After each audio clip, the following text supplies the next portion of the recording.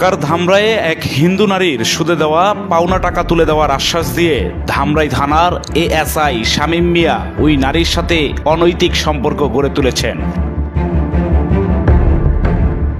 গত সোমবার দুপুরের দিকে ধামরাই থানার পেছনে মডেল টাউনের ভিতরে সৌরভ সোহেলের বাড়ির নিচতলার রুমে এই ঘটনা ঘটে।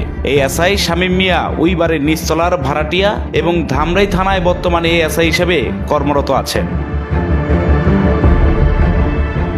ভাড়া বাড়ির এই রুমে শামীম একাই থাকেন বলে জানা যায়। ওই নারী এএসআই শামীমের রুমে ঢোকার পরেই রুমের দরজা ভিতর থেকে আটকিয়ে দেয় শামীম।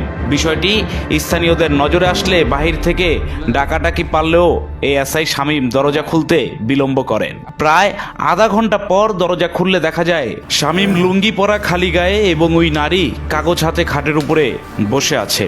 এএসআই শামীম মাত্রই গোসল করেছেন। দরজা খুলতে তার ভিজা শরীর মুছছিলেন তিনি। নারীর পরিচয় জানতে চাইলে তিনি বলেন অভিযোগ দিতে শামীমের কাছে এসেছেন। তিনি 10 লাখ টাকা পান এলাকার কয়েকজনের কাছ থেকে। সেই টাকা উঠানোর জন্যই শামীম স্যারের কাছে অভিযোগ দিতে এসেছি। স্যারকে ফোন দেওয়ার পর থানায় আসতে বলে পরে থানা থেকে তিনি আমাকে বাসায় নিয়ে আসেন। ভিতর থেকে এত সময় দরজা বন্ধ থাকার কারণ জানতে চাইলে ওই নারী কোনো উত্তর দিতে পারেননি।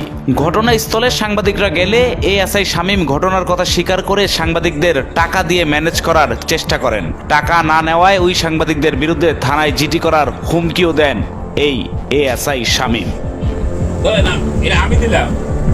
খোঁজ নিয়ে জানা যায় এর আগেও ধামরাই থানায় কর্মরত ছিলেন এএসআই শামীম মিয়া।